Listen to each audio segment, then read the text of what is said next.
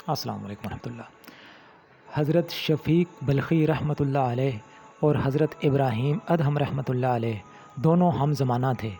کہا جاتا ہے کہ ایک بار شفیق بلخی اپنے دوست ابراہیم ادہم کے پاس آئے اور کہا کہ میں ایک تجارتی سفر پر جا رہا ہوں، سوچا کہ جانے سے پہلے آپ سے ملاقات کر لوں کیونکہ اندازہ ہے کہ سفر میں کئی مہینے لگ جائیں گے۔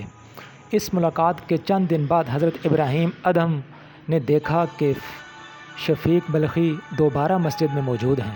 پوچھا، آپ سفر پر نہیں گئے؟ کہا گیا تھا، لیکن راستہ میں ایک واقعہ دیکھ کر واپس آ گیا۔ ایک غیر آباد جگہ پہنچا، وہیں میں نے پڑاؤ ڈالا۔ وہاں میں نے ایک چڑیا دیکھی جو اڑنے کی طاقت سے محروم تھی۔ مجھے اس کو دیکھ کر ترس آیا۔ میں نے سوچا کہ اس ویران جگہ پر یہ چڑیا اپنی خوراک کیسے پاتی ہوگی۔ میں اسی سوچ میں تھا کہ اتنے میں ایک اور چڑیا آئی۔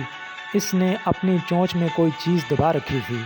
وہ معذور چڑیا کے پاس اتری تو اس کی چونچ کی چیز اس کے سامنے گر گئی۔ معذور چڑیا نے اس کو اٹھا کر کھا لیا۔ اس کے بعد آنے والی طاقتور چڑیا اڑ گئی۔ یہ منظر دیکھ کر میں نے کہا، سبحان اللہ، خدا جب ایک چڑیا کا رزق اس طرح اس کے پاس پہنچا سکتا ہے تو مجھ کو رزق کے لیے شہر شہر اور در بدر کی ٹھوکریں کھانے کی کیا ضرورت ہے، اور شہر شہر جانے کی کیا ضرورت ہے، اتنے لمبا سفر کرنے کی کیا ضرورت ہے۔ چنانچہ میں نے آگے جانے کا ارادہ ترک کر دیا اور وہیں سے واپس چلا آیا۔ یہ سن کر حضرت ابراہیم ادہم نے کہا، شفیق، تم نے اپاہج پرندے کی طرح بننا کیوں پسند کیا؟ تم نے یہ کیوں نہیں چاہا کہ تمہاری مثال اس پرندے کی سی ہو جو اپنی قوت بازو سے خود بھی کھاتا ہے اور اپنے دوسرے ہم جنسوں کو بھی کھلاتا ہے؟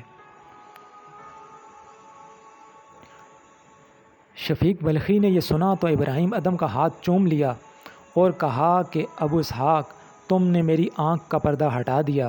وہی بات صحیح ہے جو تم نے کہی ہے۔ ایک ہی واقعہ ہے، اس سے ایک شخص نے بے ہمتی کا سبق لیا اور دوسرے شخص نے ہمت کا۔ اسی طرح ہر واقعہ میں بیک وقت دو پہلو موجود ہوتے ہیں۔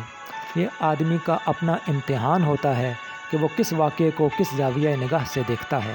ایک زاویہ سے دیکھنے میں ایک چیز بری نظر آتی ہے، دوسرے زاویہ سے دیکھنے میں وہی چیز اچھی بن جاتی ہے۔ ایک رخ سے دیکھنے میں ایک واقعہ کے منفی سبق